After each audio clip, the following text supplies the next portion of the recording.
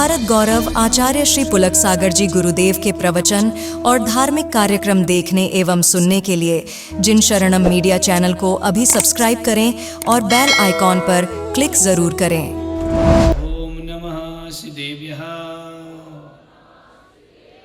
यदर्चा भावेन प्रमुदित्मना दर्दुर्यः क्षणादासीत् स्वर्गे गुणगण समृद्ध सुखनिधि लभन्ते सद्वक्ता शिव सुख समाजं किम तदा महावीर स्वामी नयन पथगामी भवतु मे महावीर स्वामी नयन पथगामी भवतु मे महावीर स्वामी नयन पथगामी भवतु मे।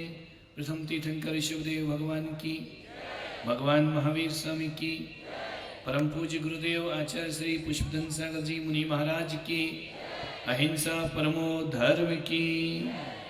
बोले भारत गौरव राष्ट्र संत आचार्य श्री पुलक सागर जी गुरुदेव की, बोले मुनि संघ की जय जय गुरुदेव। प्यारी प्यारी भव्यात्माओं,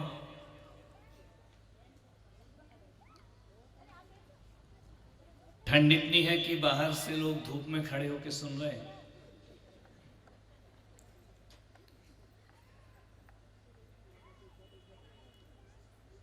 लकीरों का खेल बड़ा अजीब खेल है। ये लकीरें यदि हाथ में खिंच जाएं तो किस्मत बन जाती है। लकीरें यदि शलहत पर खिंच जाएं तो सीमाएं बन जाती हैं। लकीरें यदि शरीर पर खिंच जाएं तो खून हो जाती हैं। और लकीरें यदि रिश्तों पर खिंच जाएं तो दीवार बन जाया करती है। ये सच है कि चार दीवार और एक छत,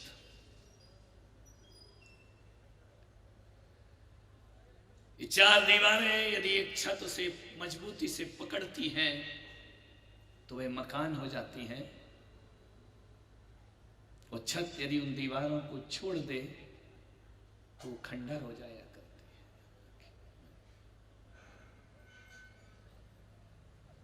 है। मकान ने कुछ कहा अपने मालिक से। मकान की आवाज सुनना, मकान कहता है कि हम सदियों से खड़े हैं, तुम क्यों बिखर गए। 100 साल एक मकान की आयु होती है। उस 100 साल की आयु में वह मकान कितने परिवारों को बिखरते हुए देखता है। मकान पूछ रहा है कि हम सदियों से खड़े हैं, तुम क्यों बिखर गए। मालिक कुछ ना बोल सका।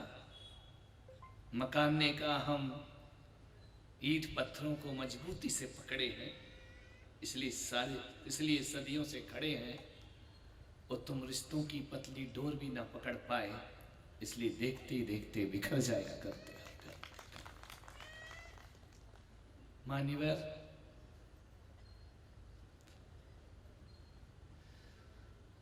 मकान बड़े हैं डूंगरपुर में,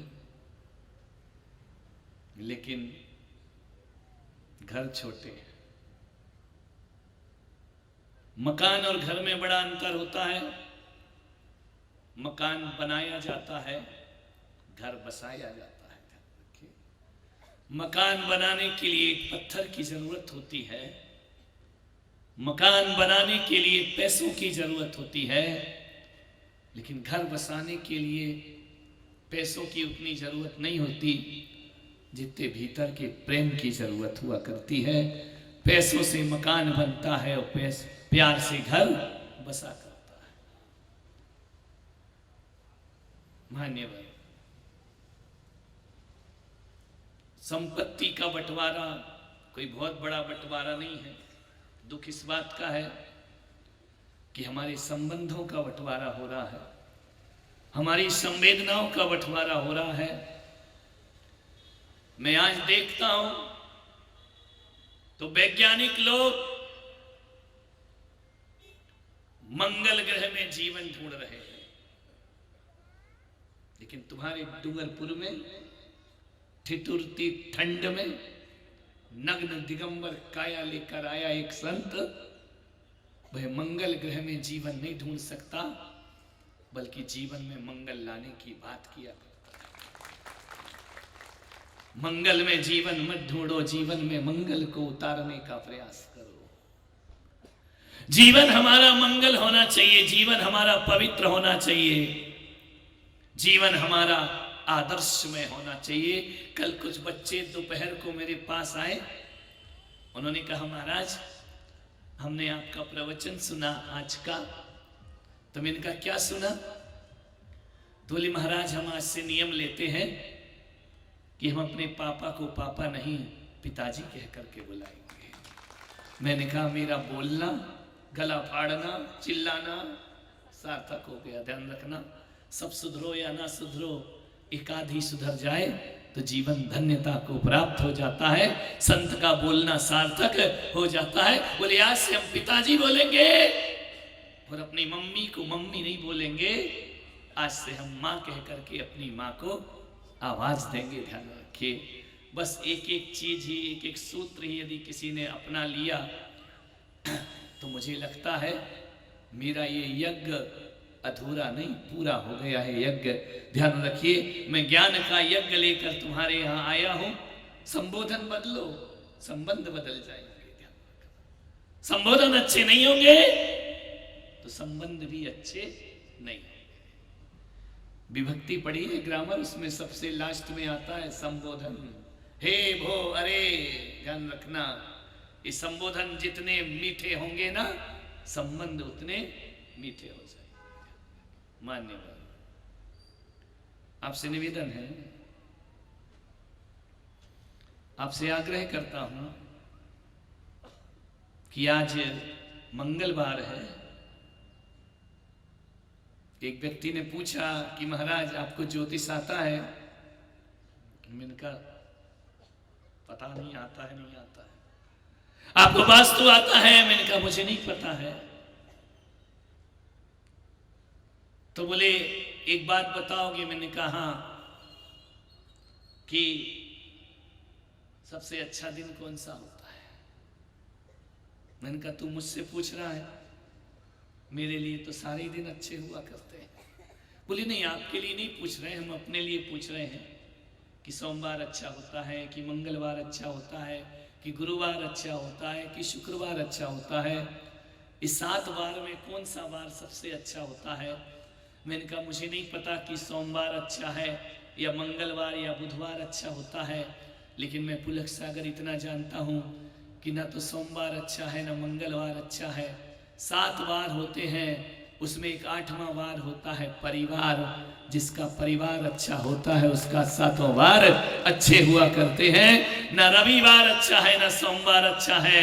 एक गृहस्थ के लिए सबसे अच्छा उसका परिवार हुआ करता है। परिवार अच्छा हो गया तो सभी वार अच्छे हैं। मंगलवार भी शुभ है और बुधवार भी शुभ है। लेकिन आए आज इस मंगलवार के दिन में हम अपने परिवार को मंगल बनाने का प्रयास करें तो हमारा जीवन, छोटी सी जिंदगी है, कितना आदमी टूटता है, लड़ता है, मनमुटाव करता है, झगड़े करता है, लड़ाइयाँ करता है।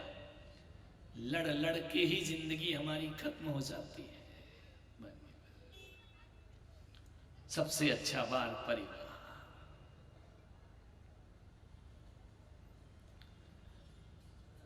मकान बड़े हैं, रिश्ते छोटे हो रहे हैं। तुम्हारे घरों में मैं आहार वैसे तो जाता नहीं, आहार के लिए दिगंबर संत किसी गृहस्थ के घर में पहुंचता है। हमने देखा है पूरे देश में भ्रमण करके, कोठी हो या झोपड़ी हो, दोनों सूनी सूनी नजर आती है। आंखें अपनेपन और प्यार को तरस रही हैं। तुम्हारी घर में तुम अपनेपन को खोज रहे हो। तुम्हारे घर में तुम्हारी आंखें प्यार तलाश रही हैं। ध्यान रखना, पड़ोस में प्यार तलाशो तो चिंता की बात नहीं, मोहल्ले में प्यार तलाशो तो चिंता की बात नहीं। जब आदमी अपने ही घर में प्यार तलाशता है तो लगता है भारत अपनी संस्कृति को खो चुका है। ध्यान रखिए, भारत अपनी सभ्यता को खो चुका है, आदमी अपने जीवन के एहसास को खो चुका है। मान्यवर, दुआ करने वाले हाथ दीवार उठाने की तैयारी कर रहे हैं। एक 5 मंजिल का मकान, और हमने पूछा इस मकान में कितने लोग रहते हैं? उस आदमी ने कहा हम 2 और हमारे नहीं, उनके भी 2 नहीं, एक जयपुर पढ़ रहा है, एक पूना गया है। ध्यान रखना, हम 2 और हमारा कोई नहीं। मैंने कहा एक बात बताओ, तुम्हारी माँ कहाँ रहती है? बोले छोटे भाई के पास रहती है। मैंने कहा तुम्हारे पास क्यों नहीं रहती है? बोली हमारी पत्नी की हमारी माँ से बनती नहीं है। ध्यान रखिए, हमारे माँ से नहीं बनती है। मैंने कहा विचार करो, जिसने तुम्हें बनाया आज तुम्हारी उनसे नहीं बनती है। इससे बड़ा दुर्भाग्य आदमी के जीवन का और क्या होगा? विचार करिए, रिश्ते कमजोर हो गए हैं आज। मानिए, सहनशीलता नहीं है, भावनात्मक संबंधों की हत्या हो रही है। ये मेरा मकान, ये तेरा मकान, ये मेरा परिवार, ये तेरा परिवार। जिस दिन मेरा और तेरा की बातें घर में आ गई, उस दिन समझना तुम्हारे मंदिर जैसे परिवार को टूटने में अब ज्यादा देर लगने वाली नहीं है। ध्यान रखिए, मैं कहता हूं, मुझे नहीं मालूम सम्मेद शिखर जाके, गिरनार जाते, बड़े बड़े तीर्थों के दर्शन करके क्या होता है मुझे नहीं पता है। लोग वैष्णो देवी की यात्रा करते हैं, क्या होता होगा? कैलाश मानसरोवर की यात्रा करते हैं, क्या होता होगा? मैं तो कहता हूं कि यदि तुमने अपने परिवार को सुख शांति और आनंद में बना लिया तो तुम्हें तीर्थ जाने की जरूरत नहीं। तीर्थ खुद चल के तुम्हारे घर में पहुंच जाया करता है। तीर्थ तुम्हारा घर में खुद चल करके आएगा, तुम्हें किसी तीर्थ में जाने की जरूरत नहीं हुआ करती है। घर को संभालो, ध्यान रखना। शरीर बहुत संभाल लिया, बहुत जिम चले गए, बहुत ब्यूटी पार्लर चले गए, बहुत शरीर को सजा धजा लिया। औरतें तो औरतें, अब तो आदमियों की भी ब्यूटी पार्लर शुरू हो गए। ध्यान रखना, एक जगह लिखा था जेंट्स ब्यूटी पार्लर, इनका कमाल हो गया। आदमी को भी सजने संवरने की जरूरत हो गई है। नहीं, ये सजे तो ठीक है, ये सजना के लिए सजती हैं, ये सजना काहे के लिए सजते हैं? विचार करिए, तुम्हारे में तो लिखा है ना सजना, समझ गए क्या प्रदीप जी? सजना, और इनके लिए तुम्हें सजना। ध्यान रखिए, मान्य, खूब संभाल लिया शरीर को, रिश्तों को संभालो। शरीर सुंदर करने से शांति नहीं मिलती जीवन में, रिश्ते मजबूत होते हैं, प्यार में होते हैं तो जीवन में शांति मिला करती है। विचार करना है, पहले के जमाने में कोशिश रहती थी कि एन कैन प्रकार एन हमारा परिवार टूटना नहीं चाहिए, और आज ये कोशिश होती है कि लड़की आती है, बहू आती है, डोला रखती है और कुछ दिन बाद आई एम सेपरेट, सेपरेट, तुम अलग हो हम अलग।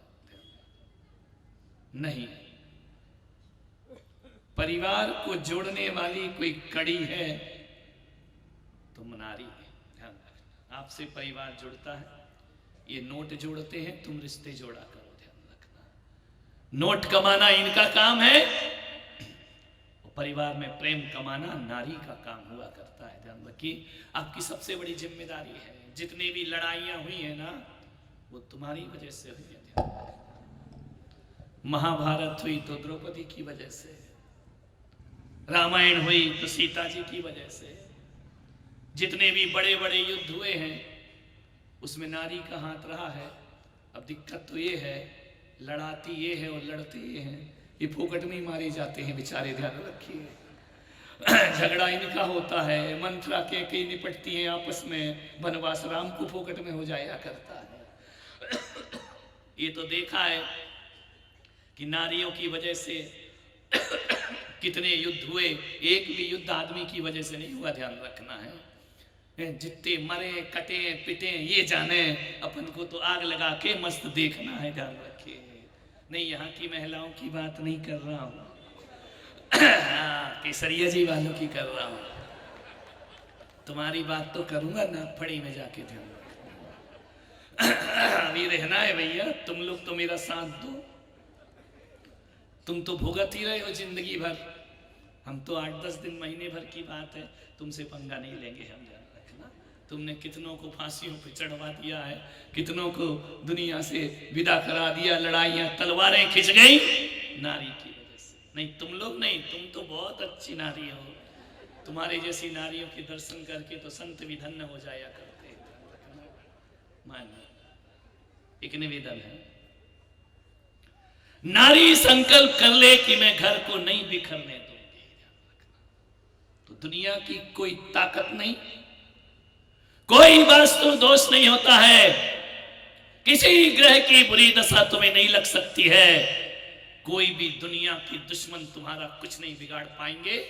यदि एक नारी संकल्प कर ले कि कैसे भी परिस्थिति आ जाए मैं अपने परिवार को बिखरने नहीं दूंगी, उन्हें बांध करके रखूंगी, उन्हें जोड़ करके रखूंगी। ध्यान रखिए, सबसे ज्यादा समय मैं आपसे इसलिए बोल रहा हूं कि सबसे ज्यादा वक्त घर में तुम्हारा बीतता है, इनका नहीं बीतता। ये तो दुकान चले जाते हैं, ऑफिस चले जाते हैं, कोई जयपुर चला जाता है, कोई दिल्ली चला जाता है, पूरे रिश्ते तो तुमको निभाना है। ध्यान रखिए, सोचो क्या करना है तुम्हें घर को बांधने के लिए। पर्युषण पर्व आते हैं, 10-10 उपवास करती, बोलो।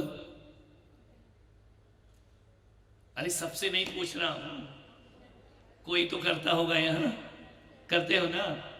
अष्टानी का पर्व आता है, 8 अठाई करती, तेला तो करती होगी, बेला तो करती होगी। कुछ महिलाएं तो ऐसी हैं जैन समाज में जो 30-30 दिन के उपास 16 कारण के किया करती हैं, बिना अन्न जल के वो अपना 1 महीना गुजार दिया करती हैं। ध्यान रखिए, कुछ महिलाएं ऐसी होंगी जो अष्टमी 14 को उपास किया करती हैं, कुछ महिलाएं ऐसी होंगी जो नवरात्रि पर उपास करते हैं, कुछ ऐसी हैं जो करवा चौथ पर उपास किया करती हैं।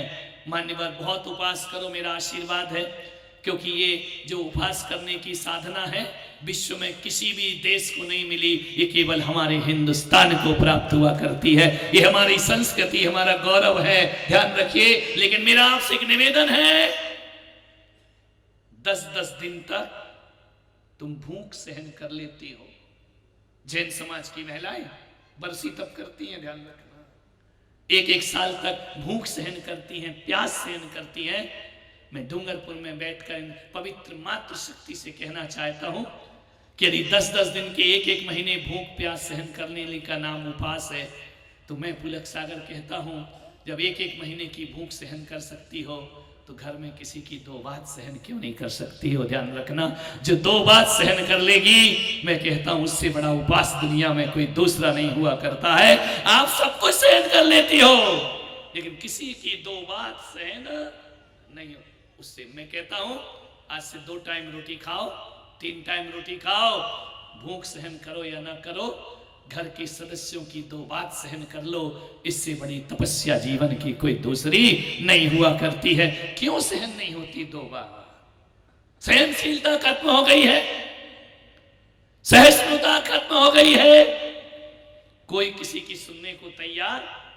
पति कहता है मैं पत्नी की क्यों सुनूं, और पत्नी कहती है मैं पति की, सास कहती है मैं सुनूंगी, मैं इस घर की मालकिन, बहू भी कहती बुढ़िया नहीं बन गई मालकिन तो मेरा नाम बदल देना, वो भी सुनने को तैयार नहीं है। बच्चे माँ बाप की सुनने को तैयार नहीं, माँ बाप बच्चों की सुनने को तैयार नहीं है। मान्यवर, मैं पुलक सागर सौभाग्यशाली हूं जो सब मेरी सुनने को तैयार बैठे हैं, वरना कोई यहाँ किसी की सुनने को तैयार, अध्यक्ष मंत्री की नहीं सुनना चाहता है, ध्यान रखिए, कोई किसी को सुनना ही नहीं चाहता है। कई लोग आते हैं जो एक दूसरे की नहीं सुनते हैं, मुझे कमरे में सुना के चले जाते हैं, मेरा भाई ऐसा, मेरी भाभी ऐसी, मेरी। अरे अब तुम किसी की नहीं सुन रहे तो हम काहे को सुने तुम्हारी? ध्यान रखिए, यहाँ कोई किसी, महावीर ने कहा श्रवण धर्म है, श्रावकों का धर्म है, ये संतों का धर्म है। जिसके अंदर सुनने की ताकत होती है उसे ही श्रावक शब्द की संज्ञा दी जाती है। ध्यान रखना, आप श्रावक हैं, श्राविकाएं हैं, सुनने की शक्ति पैदा करो, सुनो। ये हमारे नेता कितना सुनते हैं बेचारे, ध्यान रखना। भगौरा जी बैठे ना, पूर्व सांसद, ये पूर्व सांसद नहीं, हमारे पूर्व परिचित भी हैं। पहले जितनी बार भी मैं आया, चाहे उदयपुर आया, चाहे यहाँ पे ऋषभ देव आया, जहां भी आया, जितनी बार आया, भगौरा जी मुझसे प्रवचन सुनने जरूर पहुंचे हैं। आज तो पूरा पक्ष बैठा है डूंगरपुर का, आगे की सीट में, ध्यान रखिए, सभी बैठे हुए हैं। बल्लभ राम जी पाटीदार और रोशन जी, अंशुमाला जी, सब बैठी हुई हैं यहाँ पर। मैं कहता हूँ, सुनने की ताकत यदि किसी में है, नेता से बड़ी ताकत दुनिया में किसी के पास नहीं होती है। बेचारे सत्ता पक्ष में रहे तो सुनते हैं और विपक्ष में रहे तो सुनते हैं। ध्यान रखना, आपसे निवेदन है, सुनो। हम भी बहुत सुनते हैं, हम लोग सुनते हैं इसलिए तो यहाँ बैठे हैं। ध्यान रखना, जिस दिन समाज की सुनना बंद कर देंगे उस दिन समाज हमें बुलाना भी बंद कर देगी। ध्यान रखना, सुनने की कला सीखिए, सुनो। किसी की दो बात बर्दाश्त कर लो, ध्यान रखना, बिखरने मत दो परिवार। भाई भाई से नहीं बोलता। अदालतों में जाकर के देखना, मैं गले के कारण ऐसा बोल रहा हूं, मेरी ये शैली नहीं है, लेकिन तुमको समझ आ रही है तो मुझे लगता है ऐसा भी चलेगा। चलेगा या नहीं चलेगा? हाँ, सब चलेगा। काम क्या है तुमको?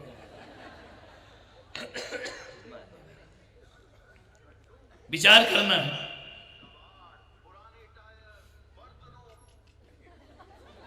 कबाड़, पुराने टायर, भगवान जाने तुम्हें क्या समझ के आ गया यार, मुझे समझ ही नहीं आया। अभी मैं भरत नागदा के यहाँ गया ना, तो बोले गौशाला का उद्घाटन होना, ये होना है। एक जगह हम लोग गए तो बोले, हे स्वामी, मन शुद्धि, वचन शुद्धि, काया शुद्धि, आहार जल शुद्ध है। अब पढ़ने वाली अंग्रेजी की वो लड़की, जल्दी जल्दी में उसे बोलना था भोजनशाला में प्रवेश करो, एक गौशाला में लिखे तो उसने कह दिया गौशाला में प्रवेश करो। मैंने कहा तूने मुझे समझ क्या रखा है भाई, गौशाला में प्रवेश करो। विचार करो। अभी अभी तो एक दुर्घटना और घट गई। एक जगह गए, बोले पागल खाना है, तो मैंने कहा मुझे काय को दिखा रहा है, क्या वहां भी जाके प्रवचन करूं मैं पागलों के बीच बैठ कर? ध्यान रखिए, विचार। भाई भाई का दुश्मन बन रहा है, रिश्ते टूट रहे हैं, रिश्तों को जोड़ने का प्रयास करो। मालूम है, जब तक शादी नहीं होती ना, तब तक भाई भाई एक दूसरे पर जान देते हैं। और जैसे ही देवी जी आई, अतश्री महाभारत प्रस्तुत करता गोदरेज, भाई भाई एक होते हैं, दो जिस्म एक जान होते हैं। ऐसा नहीं है कि भाई भाई बचपन में लड़ते नहीं हैं, बहुत लड़ते हैं, मैंने देखा है। मेरे भी घर में भाई रहे हैं, लड़ते हैं, झगड़ लेते हैं, तू तू मैं हो जाती है, गाली गलौच भी हो जाती है। शाम को फिर एक साथ घूमने लगते हैं, एक साथ बैठ करके भोजन करने लगते हैं। जब छोटे थे तो कितना अच्छा था, लड़ते थे, झगड़ते थे, घंटे भर बाद फिर गले में हाथ डालकर घूमा करते थे। हे परमात्मा, ऐसे बड़े होने से तो छोटा ही रहने देता तो हमारा जीवन आनंद की एक पर्याय बन गया होता। हम क्यों बड़े हो गए? ध्यान रखना, बचपन में भी लड़े फिर एक हो गए, बड़े में लड़ते हैं तो जीवन भर को एक दूसरे से बोलना बंद कर दिया करते। ये कैसी जिंदगी है? वो बच्चा समझदार है बचपना या बड़कपन समझदार है? ध्यान रखिए, लड़ते तो बचपन में भी थे। एक बस निवेदन है, पूरा परिवार भाई भाई से झगड़ा करता है, भाई में प्रेम होना चाहिए। रावण की मृत्यु का समय आया, रावण मृत्यु शैया पे लेटा है, अंतिम सांसें गिन रहा है। जीवन का दिया बुझ रहा है, तेल खत्म होते जैसे दिया भभकता है। रावण के जीवन के भी वही क्षण है, अंतिम क्षण है रावण के। श्री राम ने कहा कि जाओ लक्ष्मण, रावण से कुछ विद्या लेकर आओ। लक्ष्मण ने कहा कि भाई भ्राता, वो दुश्मन है हमारा। राम ने कहा तुम नहीं जानते हो लक्ष्मण, जब शत्रु युद्ध के मैदान में होता है तब शत्रु होता है। वो जब हथियार डाल देता है तो शत्रु नहीं, वो मित्र बन जाया करता है। जाओ, रावण बहुत ज्ञानी है, वेद पाठी है, रावण ब्राह्मण है, रावण के पास जाओ और कुछ राजनीति की बातें सीख कर आओ। लक्ष्मण ने कहा जाओ जाओ। क्या लोग रहे वो कि शत्रुओं से भी जो मित्रवत व्यवहार करे वो श्री राम हुआ करते हैं। दुनिया में ध्यान रखिए, जाओ शिक्षा लेकर। गए,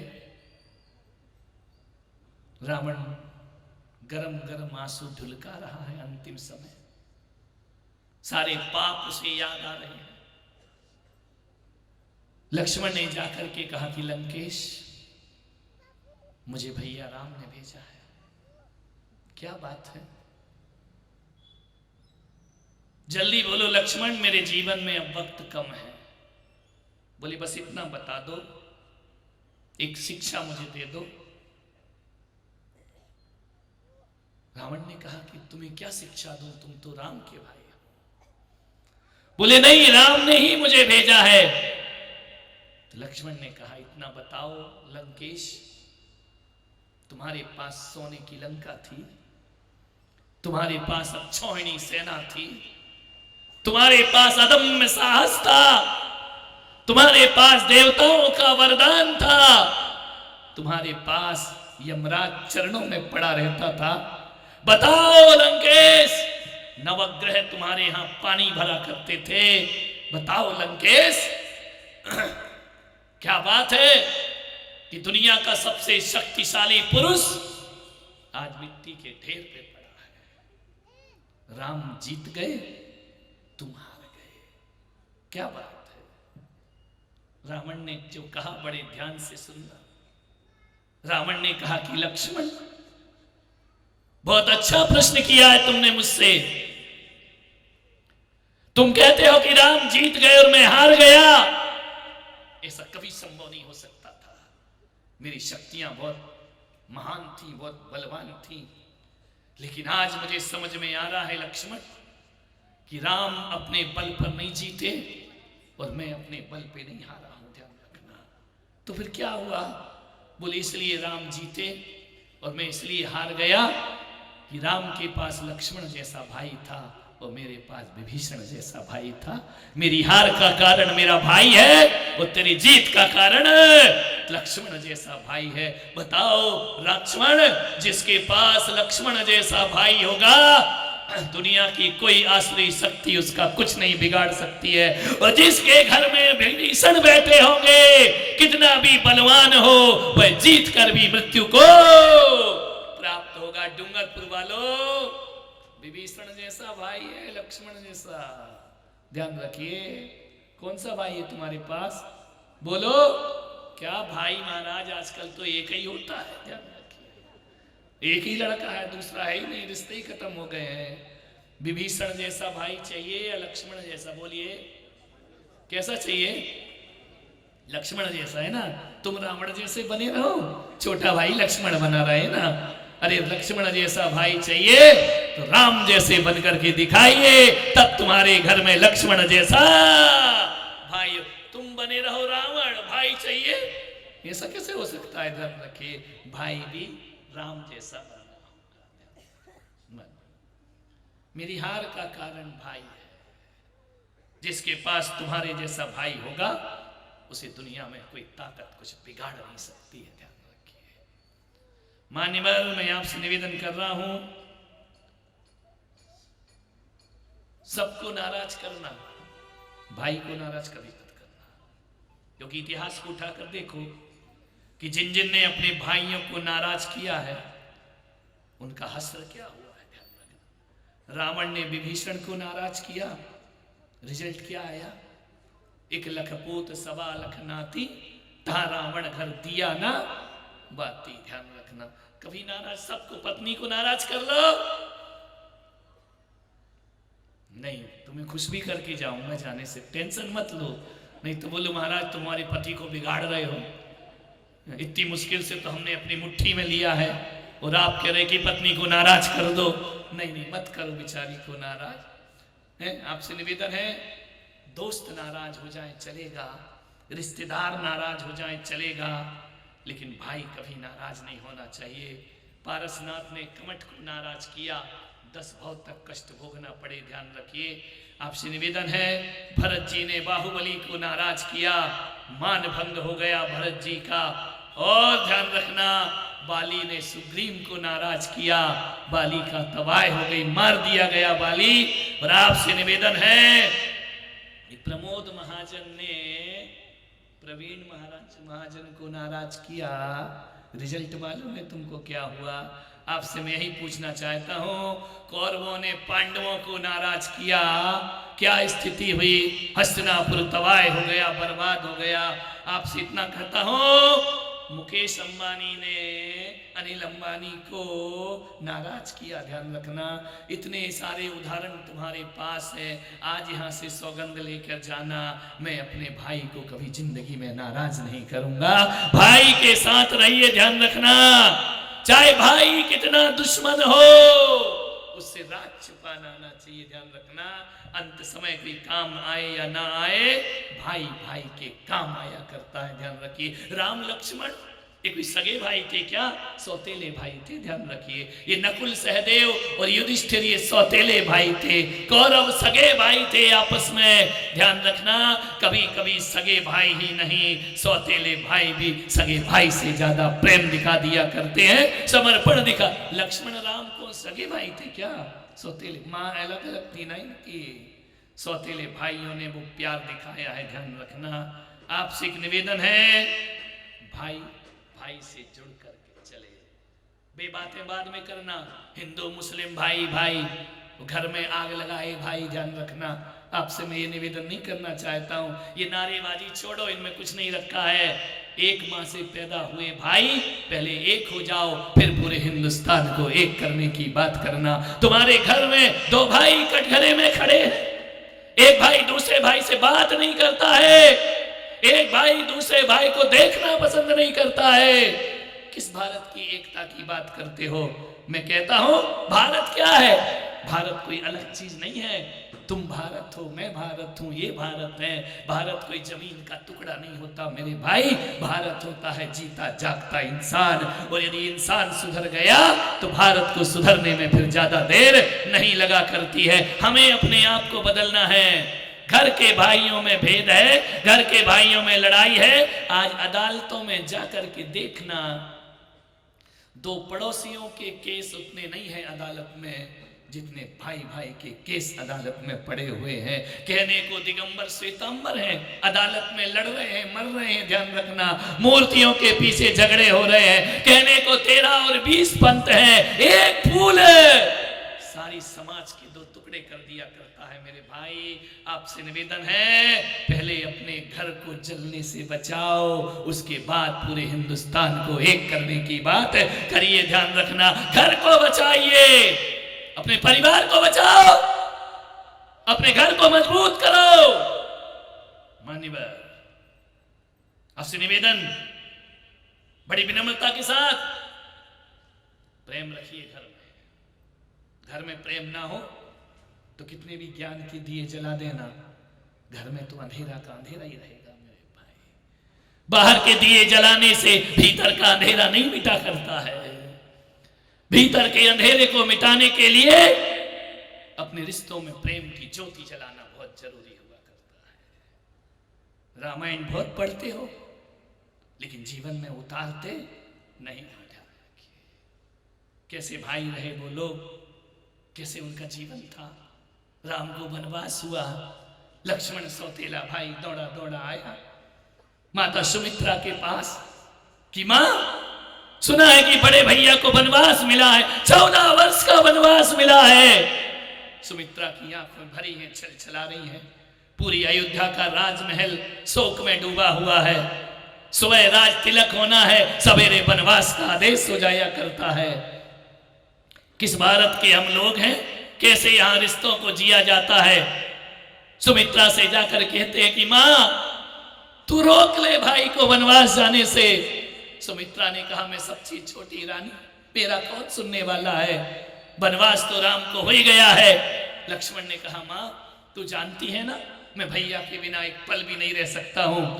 सुमित्रा ने कहा मैं सब कुछ जानती हूं, लेकिन अयोध्या के इस राज्य में एक ग्रहण लग चुका है। उसने कहा कि मां एक बात बता। बोले क्या? बोले राम भैया वनवास जाएंगे? बोले पक्का जाएंगे। राम की वो सिद्धांत है कि रघुकुल रीत सदा चले आई, प्राण जाए पर वचन न, हम वनवास तो जाएंगे राम। मां एक काम कर। बोले क्या? बोले राम को वनवास, भैया को वनवास पिता ने दिया है ना? बोले हाँ। तो मेरे लिए भी एक वरदान मांग के तू आजा। बोले तेरे लिए वरदान? मां बस एक वरदान मांग ले, तेरे चरणों में पड़ा हूं मैं, एक बात मेरी पूरी कर दे। लक्ष्मण अपनी मां से एक भीख मांगता है। क्या चाहिए? बोले मां बस एक वरदान दे, कसम खा। मां ने कहा मैं कसम खाती हूं। बोले वचन दे।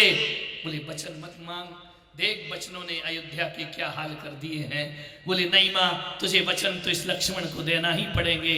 सुमित्रा ने कहा कि बोलो पुत्र क्या वचन चाहते हो? बोले तू देगी? बोले हाँ। तो बोले बस एक वचन दे दे कि 14 वर्ष भैया राम को वनवास हुआ है, तो मैं मां के कहने से 14 वर्ष वनवास में जाना चाहता हूं, अपने भाई की सेवा करूंगा और उसके साथ 14 वर्ष बिताऊंगा। मालूम है आज देवरानी का बेटा कुछ कह दे तो घसीट के ले जाएगी देवरानी दूसरे कमरे में। पागल हो गया है, तुझे क्या लेना देना है? नहीं ये रामायण नहीं हो सकती, रामायण का युग नहीं हो सकता है।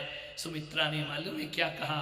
सुमित्रा ने उठाया लक्ष्मण को अपने आलिंगनबद्ध कर दिया, नैनों से झरझर आंसू झरे और कहा कि जा लक्ष्मण आज तूने सुमित्रा की दूध की लाज रख दी है। मैं तुझे वरदान देती हूं कि जा जीवन भर अपने भाई की सेवा। माताओं की भी गलतियां हैं, ध्यान रखना है। भाई भाई में भेद मत करो। जो ज्यादा सेवा करता है वो मेरा बेटा, जो सेवा नहीं करता ज्यादा कमाता नहीं है। माँ बाप भी उससे दुर्व्यवहार करते हैं। ध्यान रखना, ये कहने की बातें हैं कि एक माँ सब बच्चों को एक सा प्यार करती है, कोई प्यार व्यार नहीं करती है। ध्यान रखना, जिसके पास माल है माँ बाप भी उसके साथ दिया करते हैं। ध्यान रखिए, कोई माँ बाप ऐसे नहीं है। हाँ माँ प्यार करती है, ध्यान रखना। बात कड़वी है क्योंकि कई भाई ऐसे भी मेरे पास आते हैं जो कहते हैं कि माँ बाप हमसे प्यार से बात नहीं करते हैं। ध्यान रखिए, एक तरफ से गलती नहीं होती है, गलती दोनों तरफ से हुआ करती है। ध्यान रखना, रिश्तों को संभालना है। एक कड़वी बात बोल रहा हूं, इसे सहन करो। यदि एक सा प्यार करना है तो फिर स्वार्थ के तराजुओं पर बच्चे तुलना नहीं चाहिए। ध्यान एक सा प्यार करो। एक बेटा यदि कमाए ना दिन भर बैठ के खाए, घर में पड़ा रहे, तो माँ बाप भी उलाहना देते हैं। मुफ्त की रोटी तोड़ रहा है, पड़ा हुआ है, खाने को कुछ है नहीं। मैं जानता हूं एक परिवार को, एक भाभी थी, उसके 7 देवर थे। 7 देवर, 6 देवर कमाते थे और 1 देवर नहीं कमाता था। घर के सारे सदस्य उस एक देवर को जो कमाता नहीं था उलाहना देते, गालियां बकते। बैठा है, निठल्ला है, रोटियां तोड़ रहा है, तू कुछ नहीं कर सकता अपने जीवन में, दूसरों के टुकड़े पर पलने वाला। ये शब्द सुन सुनकर उस 7वें भाई का दिमाग खराब हो जाता है। केवल बड़ी भाभी थी जो उससे बहुत प्यार करती थी। एक दिन सब भाइयों ने, छोटी भाभीओं ने उसे बहुत अपमानित किया। बैठा रो रहा था, आंसू बहा रहा था, कोई रोटी नहीं दे रहा था। बड़ी भाभी गई, उसने कहा बेटा इधर। भाभी कोई मुझे प्यार नहीं कर, मैं करती हूं ना तुझे प्यार। तू बेटा कुछ कमाता क्यों नहीं है? भाभी मैं बहुत कोशिश करता हूं, लेकिन मेरी तकदीर में कमाना लिखा ही नहीं है। भाभी ने कहा फिर भी बेटा तुझे कुछ तो करना पड़ेगा, इस घर में रहना है, प्यार पाना है, कुछ तो कमाना पड़ेगा। क्या करूं भाभी मैं? बोले आज तो जा, बाजार जा, खाली हाथ मत लौटना, कुछ ना कुछ लेकर जरूर आना। 1 रुपया दिया भाभी ने, गया, कभी जिंदगी में कमाया नहीं, खाया नहीं, भूख लगी 1 रुपये खा गया समोसे लेकर के। बोले करूं क्या, मैं भूखा मरूं या कमाऊं? खा पी के लौटा। अब बोले फिर भाई मुझे फुटबॉल बनाएंगे, घर से बाहर निकाल देंगे। अब तो भाभी प्यार करती थी, वो भाभी भी प्यार नहीं करेगी मुझसे। मैं 1 रुपया खा गया, लौट करके जा रहा था, रास्ते में देखा कुछ नहीं मिला, क्या करूं, कैसे करूं? एक मरा हुआ सांप डला था, घर ले गया। भाभी ने कहा था खाली हाथ मत आना, देखो तो पागल दिमाग, ले गया तो मरा हुआ सांप लेकर के गया। अरे जिंदा ही लाता तो पड़ोसी को जहर देने के काम तो आता, मरा हुआ सांप लेकर आया। पहुंचा घर, भाभी ने कहा क्यों रे, कुछ कमा के लाया? सब भाइयों ने कहा तू पागल है क्या, ये क्या लाएगा कमा कर? भाभी मैं लाया हूं। क्या लाया है? ये सांप लेकर के आया। सब ने मजाक बनाया, पागल आदमी, इस मरे हुए सांप का हम करेंगे क्या? भाभी ने कहा कोई बात नहीं। उसने मेरी बात मानी, वो खाली लौट कर नहीं आया। देखो एक नारी कैसे परिवार को जोड़ती है और एक नारी कैसे परिवार को तोड़ती है। उसने कहा मेरा देवर आज खाली लौट कर नहीं आया है, कुछ ना कुछ लेकर आया है। भाभी ने कहा एक काम करे, मरा हुआ सांप घर के ऊपर फेंक दे। उसने लिया, खपरेल वाले घर के ऊपर सांप फेंक दिया। जैसे ही सांप फेंका, सारे लोगों ने कहा देखो पागल, मरा हुआ सांप उठा के लाया है, ये इससे घर चलेगा। क्या हुआ, भाभी ने बड़े प्यार से भोजन खिलाया उस देवर को। 1 घंटे बाद क्या देखते हैं कि जो छप्पड़ है जहां मरा हुआ सांप फेंका था, वहां हीरे का हार दिखाई देता है। लोगों ने कहा भाभी भाभी देखो ये क्या हार है? भाभी ने कहा क्या है? जाकर के देखा तो सांप गायब और हार पड़ा है। ये कोई ऐसा तुम मत कर देना रे, उसका हो गया तो हो गया, नहीं तो तुम भी सांपों की लाइन लगा दो अपने घरों में। कहानियां एक देश हुआ करती हैं, नहीं तो बोलो आज से लाओ सांप हार बना दो। ये कोई अक्षय चमत्कार नहीं, संयोग था। मरा हुआ सांप डला था, ऊपर से एक चील जा रही थी, रानी का हार मुंह में दबाकर उसने देखा मरा हुआ सांप पड़ा है। चील ने हार छोड़ा, सांप उठाकर ले गई। अब सोने का हार, नगीनों का हार उठाया, देवर के कहा जा उठा के ला। जैसे ही लाया, बड़ी भाभी ने कहा अपने 6 देवरों से कि देखो मेरा छोटा देवर क्या कमा कर लाया है। लोग कह रहे थे कि मरा हार नाग लाया है, ये सांप नहीं लाया, ये हीरों का हार लेकर। बात खबर पहुंची राजा तक कि ये गरीब के यहाँ हीरो का हार। राजा ने बुलाया, पता चला ये वही हार है जो रानी का चोर उठा करके, वो चील उठा करके ले गई थी। राजा को कहा महाराज ये हार है, मेरे घर के छप्पड़ पर है, मैंने चुराया नहीं है। राजा ने भोलेपन से ईमानदारी को देखा और कहा चल मैं तुम्हें अपने राज्य का धनकोष बनाता हूँ, कोषाध्यक्ष बनाता हूँ। ध्यान रखिए जीवन में कोई भी काम व्यर्थ नहीं होता है, परिवार को जोड़ने की कला। मान्यवर, किसी की कमियों को देखोगे तो आदमी कभी पूर्ण नहीं हो सकता है। आपके घर में एक आदमी ऐसा भी हो, अरे 7-8 भाई, 4-6 भाई हैं, एक नहीं कमाना चल जाएगा, लेकिन एक बात ध्यान रखना, केवल दौलत के लिए रिश्तों को तोड़ देना ये कोई इंसानियत की बात नहीं हुआ करती है। मान्यवर, आपसे निवेदन है परिवार को जोड़ने की कला सीखो, जोड़ो परिवार। क्या होता है देवरानी जिठानी घरों में आजकल तो पूछना पड़ता है या नहीं है, लेकिन होती हैं। कई परिवार बहुत अच्छे हैं, आदर्श परिवार होते हैं दुनिया में। अपना अपना करना छोड़ दीजिए। मुझे मालूम है एक देवरानी जिठानी में इतना प्यार था, इतना प्यार था कि बच्चे स्कूल से आते थे, देवरानी के बच्चे आए तो जिठानी को देवरानी बोलती थी कि भाभी तुम सो जाओ, मैं बच्चों को गरम गरम फुलके बनाकर दोपहर को खिला दूंगी, आप बच्चों का टेंशन मत लो, आप बच्चों का तनाव मत करो। मान्यवर, लेकिन आजकल कई घरों में ऐसा होता है, ये मेरा बच्चा, ये उसका बच्चा, जिठानी के बच्चे आए तो जिठानी भोजन कराए, देवरानी के बच्चे आए तो देवरानी भोजन कराए। ये प्रेम के सूत्र नहीं होते हैं। यदि एक बार अपनी देवर जिठानी से कहकर देखना कि भाभी बच्चों की जिम्मेदारी मैं लेती हूँ, मैं कहता हूँ कितनी भी पत्थर दिल व जिठानी हो, जिस तरह के संबंध और संबोधन होंगे ना, भीग जाएगा उसका हृदय, अंतस उसका मन भीग जाएगा, मन के वचन पे संवेदनाएं जागृत हो जाएंगी। छोटी छोटी बातों पर झगड़े होते हैं, मत करो ये झगड़े। गर्मी की छुट्टी आती है, ननंद आती है, पीहर, झगड़े कैसे हो जाते, सड़ी सड़ी बातों के झगड़े, कैसे रिश्तों में दरार होती है। सासू ने कहा बहू एक कप चाय बना, बेटी ने कहा मम्मी मैं बनाती हूँ। बोली बेटा तू ससुराल से आई है, पीहर आराम करने आई है, रहने दे, वो है ना भाभी वो बनाएगी। अब बात कितनी छोटी है, एक कप चाय यदि बेटी बना देती, उसका शरीर नहीं घिस जाता, वो बहुत कमजोर नहीं हो जाती।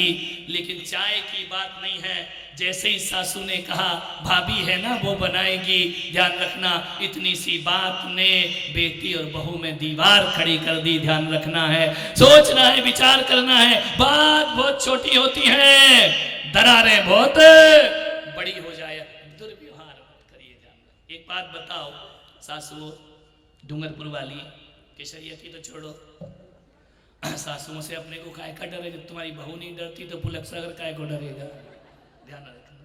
एक बात बताओ, तुम्हारे साथ जीवन भर बहू रहती है या बेटी रहती है? ईमानदारी से कौन रहती है? बहू रहती है, बेटी तो नहीं रहती ना, बेटी तो ससुराल में रहती है। अब ऋषभ देव थोड़ी है कि मोहल्ले में ससुराल, मोहल्ले में पिया, यहाँ भी हो जाता होगा थोड़ा बहुत, बाकी ऋषभ देव की बेटी तो वहीं रहती, कहीं नहीं जाती। ध्यान रखना। एक बात बताओ, मोहल्ले में भी बेटी होगी, तुम्हारा सबसे ज्यादा साथ कौन देगी? बहू देगी या बेटी देगी? बीमार हो गए तो बेटी केवल फोन करेगी, रोटी थोड़ी देगी। वो रोटी कौन देगी? बहू देगी। दवाई कौन देगी? बहू देगी। झुंझला के दे या गुस्सा करके देगी तो बहू ही देगी ना। ध्यान रखिए, बीमार हो जाओ तो बहू साथ देगी, चलते नहीं बनो तो बहू हाथ पकड़ेगी, कैसे भी भाव से पकड़े लेकिन वो तुम्हारी सहायता जरूर करेगी। घर की रखवाली बहू करेगी, घर की सुरक्षा बहू करेगी, घर का सब काम बहू करेगी, घर को वो संभालेगी। फिर एक बात बताओ सासुओं, 2 दिन को बेटी आती है, उस पे इतना लट्टू हो जाती हो, निछावर हो जाती हो, वो जिंदगी भर बहू साथ देती है। मैं तो कहता हूँ एक सास का प्यार बेटी से ज्यादा बहू पर होना चाहिए। ध्यान रखना, बहू पर ज्यादा प्यार होगा, परिवार बढ़ेंगे, संस्कार बढ़ेंगे, बहू ही तुम्हारा लास्ट में साथ देगी। बहुओं तालियां बजाओ जरा। सासुओं के मुंह बन रहे हैं क्या? ध्यान रखिए, बेटी ज्यादा साथ नहीं देती है, बहू साथ देती है। उसी बहू को दुत्कारते हो, उसी बहू को अपशब्द बोलते हो, उसी बहू पर प्रेम प्रवाहित नहीं करते हो। तो बताओ डूंगरपुर वालों, तुम्हारे यहाँ मंदिर बहुत सुंदर सुंदर बने हैं, जब आओ तब एक मंदिर बना मिलता है सुंदर। मैं आपसे निवेदन करता हूँ, मंदिर सुंदर होना चाहिए, धन्यवाद है, बहुत सुंदर होना चाहिए, लेकिन मंदिर से भी ज्यादा सुंदर हमारा घर होना चाहिए, परिवार होना चाहिए, तब मंदिर बनाना सार्थक और सफल हुआ करता। घरों को बहुत सुंदर बनाने का प्रयास करिए। एक निवेदन है, भाई भाई में प्रेम रखना है ना, एक भाई की बात दूसरा भाई कभी ना करे। उचित अनुचित का फैसला बाद में करना, तुरंत बात काटने की आदत मिटा। ध्यान रखना, किसी ने कुछ कहा दूसरे भाई ने काट दिया, नहीं ऐसा नहीं होगा, होगा नहीं होगा, ये बात भविष्य के गर्भ में डाल दीजिए। लेकिन एक भाई यदि कुछ कहे तो दूसरे भाई को उसकी बात कभी काटना नहीं चाहिए। देवरानी कुछ कहे तो जिठानी को उसकी बात काटना नहीं। काटोगे बात, दूरियां बढ़ेंगी। बैठ के बाद में चिंतन कर लो, सोच लो, लेकिन क्या करें, बोल ही पड़ता है आदमी, दिल है कि मानता नहीं। ध्यान रखें, बात कभी ना काटो। भाइयों में प्रेम रखना है। एक ने जो कह दिया वो ठीक है, दो छोटे ने जो कह दिया बड़ा भाई उसकी बात ना काटे, बड़े ने कह दिया छोटा भाई उसकी बात ना काटे। ये बात काटने से ध्यान रखना, ये बात ही नहीं कटती है, ये हमारे संबंध और रिश्ते भी कट जाया करते हैं। ध्यान रखिए, कोई बात मत काटो। अच्छा होगा बुरा होगा, रिजल्ट सामने आएगा, थोड़ा उसे देखने का अवसर भी प्रदान। यहाँ पर कल भी मैंने कहा था ना, हमारे सुंदर जी की कावत बैठे 2 दिन से मेरे साथ है लगातार। एक ही शब्द उनके जुबान पर आता है कि महाराज मुझे दुनिया में कुछ मिला या ना मिला, मेरे परिवार बहुत अच्छे हैं, मेरे बच्चे बहुत अच्छे हैं, मेरा ससुराल पक्ष भी अच्छा है और मेरा माँ बाप का पक्ष भी, ये जीवन की असली कमाई है। मैंने कहा सुंदर जी आपको प्रशंसा करने की बीमारी तो नहीं है कि हर किसी की प्रशंसा करते रहते हो? बोले नहीं महाराज, जो भी ध्यान रखना, ये प्रशंसा की बीमारी ऐसे नहीं मिलती है। दिल में खटास हो तो अच्छे शब्द नहीं मिला करते हैं। ध्यान रखना, दिल में यदि आपके मत मलाल हो कभी अच्छे शब्द मुंह से नहीं निकलेंगे, और यदि अच्छे शब्द मुंह से निकल रहे हैं तो इसका मतलब मन हमारा पवित्र हुआ करता है। ध्यान रखिए, आपसे निवेदन है प्रशंसा करो। प्रशंसा नहीं करते तुम बुराई करने लगते हो। यदि किसी ने कह दिया कि तुम्हारी बड़ी भाभी बहुत अच्छी है, छोटी भाभी के सीने में आग लग जाती है। ध्यान रखना है कि मैं बहुत खराब हूँ क्या? छोटी छोटी बातें हैं। मैं कोई शास्त्रों की बहुत बड़ी बड़ी बातें नहीं बताऊंगा। मैं नहीं कहूंगा कि मंदिर जाओ तुम्हें मोक्ष मिलेगा। मैं पुलक सागर कहता हूँ कि मंदिर के मोक्ष की तलाश बाद में करना, पहले घर में मोक्ष की तलाश करने का प्रयास करिए। लोग जाते हैं मंदिरों में, मैंने कई मंदिर में देखा है नरकों के नक्शे बने हैं। ध्यान रखना, स्वर्गों के नक्शे बने हैं, बड़ी बड़ी पेंटिंग टंगी है। मैं सोचता हूँ यार, ये आदमी स्वर्ग नरक के नक्शे मंदिर में लटका रहा है। घर का नक्शा बनाओ तो आर्किटेक्ट की जरूरत होती है, इंजीनियर की जरूरत होती है। स्वर्ग का नक्शा बिना आर्किटेक्ट के बन गया। मैं आपसे कहता हूँ स्वर्ग नरक के नक्शे नहीं, घर का नक्शा बदलने का प्रयास करिए, अपने जीवन को बदलने का प्रयास करिए। अरे मरने के बाद स्वर्ग मिलेगा या ना मिलेगा, ये प्रश्न पुलक सागर से मत करना। मैं पुलक सागर आपको कहता हूं कि मरने के बाद तुम्हें क्या मिलेगा मैं नहीं जानता हूं, मरने के बाद तुम कहां जाओगे मुझे नहीं मालूम है, लेकिन इतना जरूर कहूंगा, जो आदमी अपने घर को स्वर्ग बना के जीता है, मरने के बाद उसको स्वर्ग की प्राप्ति जरूर होती है। और जो नरक बना के जीता है, कितनी भी माला फेर ले, मंदिर से भी मर जाए तो भी उसे नरक की प्राप्ति। घर को स्वर्ग बनाओ। मरने के बाद क्या स्वर्ग की कल्पना? आंख मूंदते कौन देखता है, कौन जानता है, कौन कहां गया, कौन कहां से आया। जीते जी जिंदगी को स्वर्ग बना। एक बात बोलूं, मंदिर जाते हो ना, कितने घंटे बैठते मंदिर में? बोलो दिनेश जी, कितने घंटे? पहले तो ये बताओ, जाते हो या नहीं? जाते हो ना आनंद? जाते? क्या देखने? मंदिर जाते हो? 1 घंटे मंदिर को कितना पवित्र रखते हो। मंदिर में मसाला नहीं खा सकते हो, मंदिर में सिगरेट नहीं पी सकते हो, मंदिर में गाली गलौज नहीं कर सकते हो, मंदिर में शोर नहीं कर सकते हो। चुपचाप जाते हो, भगवान के दर्शन करते हो, पूजा करते होगे, पाठ करते होगे, माला फेरते होगे। 1 घंटे मंदिर को कितना पवित्र रखाते हो। तो डूंगरपुर वालों मुझे एक बात बता दो, जिस मंदिर में 1 घंटे रहना है उसे कितना पवित्र रखते हो? जिस घर में 23 घंटे रहना है उसको पवित्र क्यों नहीं रखते हो? ध्यान रखिए, यदि 23 घंटे वाले को पवित्र रख लिया तो मैं कहता हूँ घर एक मंदिर है, दिल एक मंदिर है। ध्यान रखिए, मंदिर जैसी पवित्रताएं घर में बना करके रखिए। सोचना है आपको, 23 घंटे वाले को सुधारो, 1 घंटे वाले में ज्यादा चिंता मत करो। 1 घंटे जो सीखा है 23 घंटे मंदिर में उसे सार्थक करने का, घर में सार्थक करने का प्रयास करो। निवेदन है,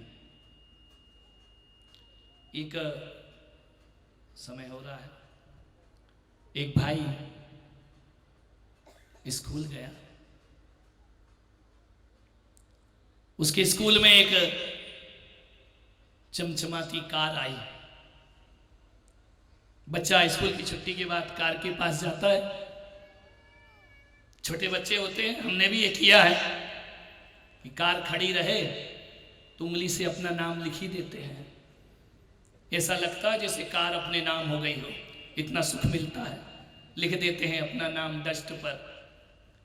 वो आदमी आया जिसकी कार थी, उसने बच्चे से कहा, बेटा कार अच्छी लग रही है? बोले अंकल बहुत अच्छी लग रही है। किसने दी? बोले आज मेरा जन्मदिन है ना, मेरे भाई ने मुझे ये कार गिफ्ट में दी है। तो बच्चे से कहा, बच्चे ने कहा कि अंकल आपका जन्मदिन है? बोले हाँ। बोले मैं आपको कोई गिफ्ट नहीं दे सकता, मैं गरीब बच्चा हूं।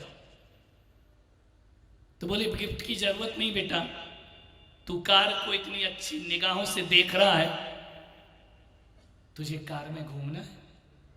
उस गरीब बच्चे ने कहा हाँ अंकल मुझे कार में घुमाओगे? बोले हाँ बेटा बैठ, आज मेरा जन्मदिन है, तुझे कार में जरूर घुमाऊंगा। बच्चे को बिठाया, पूरे शहर का एक चक्कर लगाया। बच्चे ने कहा अंकल जब इतना तुमने मुझे घुमाया है तो मेरे घर पे छोड़ दोगे मुझे? अंकल समझे कि यार घर में जाके बड़ी धौंस दिखाएगा, देखो इतनी महंगी कार में मैं बैठ के आया हूं, दोस्तों को दिखाएगा अंकल मुझे कार में छोड़ने आए। तो उस आदमी ने सोचा चलो यार बच्चे का मन रह जाएगा, दिखा देने दो धौंस इसको। बिठाया, जैसे ही लेकर के गए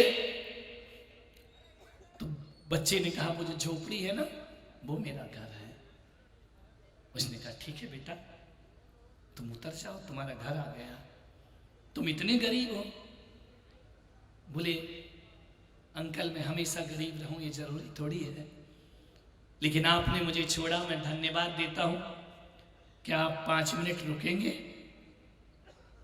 उसने कहा जरूर रुकूंगा। उसके मन में प्रश्न आ रहे थे आदमी के, ये दोस्तों को बुला कर लाएगा, पड़ोसियों को बुला कर लाएगा, मैं इतनी महंगी कार में बैठकर आया हूं। 5 मिनट हो गए, 6 मिनट हो गए, 10 मिनट हो गए, उसका ये बच्चा नहीं आया अभी तक। 15 मिनट हो गए, उसने आवाज लगाई कि बेटा मैं जाता हूं, मुझे और भी काम है। उसने अंकल बस 2 मिनट और। मालूम है 2 मिनट बाद उस कार वाले के पैरों से जमीन खिसक गई। क्या देखता है कि बच्चा जो झोपड़ी के अंदर गया ना, जब लौट करके आया तो उसके साथ ऐसा बच्चा आता है जिसके दोनों पैर नहीं है। ध्यान रखिए, उसको हाथ से पकड़ के सहारा देके हाथ के बल बच्चा आता है। वो देखता है क्या नजारा है। आया जैसे ही और आने के बाद उसने कहा देख ये अंकल मुझे कार में बिठा कर लाए। इस आदमी ने कहा कि अपनी बड़वारी करेगा। उसने पूछा कि ये कौन है? बोले अंकल इसको अच्छे से कार देख लेने दो। उस अपाहिज ने जब उस कार को देखा, देखने के बाद उसने कहा छोटे ये कार आज अंकल का जन्मदिन है, उनके भाई ने उन्हें गिफ्ट दी है, मैं भी अपनी जिंदगी में इतनी दौलत कमाऊंगा कि अपने अपाहिज भाई को एक कार उसको गिफ्ट में ला कर दूंगा। तेरे पैर नहीं है ना, मैं तुझे बिठाऊंगा इसमें, वो बिठा कर तुझे सारी दुनिया दिखाऊंगा। अंकल की आंख में आंसू आ गए। उसने कहा कि बेटा ये तुम्हारा भाई है? बोले जन्म से विकलांग है, इसके दोनों पैर नहीं है। अंकल आप मुझे गाड़ी में बिठा कर लाए, मुझे वो खुशी नहीं मिली। आप सोच रहे थे जब मैंने नाम लिखा था तो आपको लग रहा होगा एक कार देखकर मैं बहुत खुश हो रहा हूं। नहीं अंकल, जैसे ही आपने कहा कि मेरे भाई ने गिफ्ट दी है, उसी समय मुझे मेरा भाई याद आ गया। मैं बड़ा होकर के अपने भाई को तुम्हारे जैसी कार जरूर ला कर दूंगा। उस अंकल ने लिया, बच्चे को बाहों में भर लिया। बोले आज भी भारत में ऐसे लोग मौजूद हैं। उस बच्चे ने अपनी खुशी के लिए नहीं, भाई की खुशी के लिए कार में बैठकर झोपड़े तक पहुंचा करता है। मान्यवर, जिस घर में, जिस परिवार में ऐसे भाई होते हैं, मैं पुलक सागर कहता हूं, उस घर के लोगों को रामायण पढ़ने की कोई जरूरत नहीं हुआ करती है। उनका जीवन ही रामायण हो जाया करता है। आपसे इतना ही मेरा आग्रह है, घर के भाइयों में प्रेम रहेगा, रामायण पढ़ो या ना पढ़ो कोई फर्क नहीं पड़ा करता है। वरना रामायण पढ़ के भी लोग विभीषण और रावण जैसा जीवन जी रहे हैं। ध्यान रखिए, जब विभीषण ने रावण को छोड़ा, तो जाकर के जब राम के पक्ष में खड़ा हो गया, कुंभकर्ण ने एक शब्द बोला था, पूरी रामायण का सबसे महत्वपूर्ण शब्द है, मैंने रामायण पढ़ी है, सबसे महत्वपूर्ण शब्द है। कुंभकर्ण ने कहा कि विभीषण, ये क्या किया तूने? भाई का साथ छोड़कर दुश्मन के पक्ष में खड़ा हो गया। विभीषण ने कहा, भैया कुंभकर्ण, भाई अन्यायी है, भाई गलत कर रहा है, भाई अनीति कर रहा है, इसलिए मैंने अनीति का साथ छोड़ा और नीति के पक्ष में आके खड़ा हो गया। भाई अन्याय कर रहा है, मैं न्याय का साथ दे रहा हूं। मालूम है विभीषण को कुंभकर्ण ने क्या बोला? बोले, भैया तो जो कुछ भी कर रहा है वो तू जान, लेकिन इतना मैं जानता हूं कि तू जो राम के पक्ष में खड़ा हुआ, तू भले ही धर्मात्मा हो जाए, धर्म के पक्ष में खड़ा होकर, लेकिन एक बात याद रखना विभीषण, दुनिया तुझे धर्मात्मा कहकर याद नहीं करेगी। जब भी दुनिया याद करेगी, घर का भेदी लंका ढाई कह करके याद करेगी। जब भी दुनिया तेरा नाम लेगी, कुल घाती के नाम में तेरा नाम आएगा, भ्रात द्रोही में तेरा नाम आएगा। अरे विभीषण, भैया से विद्रोह करके कितना भी धर्म कर लो, घर का भेदी लंका, तेरी इज्जत राम लक्ष्मणों में नहीं होगी, तेरी इज्जत कलंकित व्यक्ति में तेरी इज्जत होगी। और इसका प्रमाण ये होगा कि कलयुग में हर व्यक्ति विभीषण की प्रशंसा तो कर देगा, लेकिन अपनी औलाद का नाम विभीषण कोई रखना नहीं चाहेगा। कोई नहीं कहेगा मेरी, तुम्हें कभी मिला विभीषण नाम रखा हो? लोग आते हैं मेरे पास, बच्चे का नाम रखो, और यदि मैं विभीषण रख दूं ना, तो लोग कहेंगे महाराज ये क्या कर रहे हैं?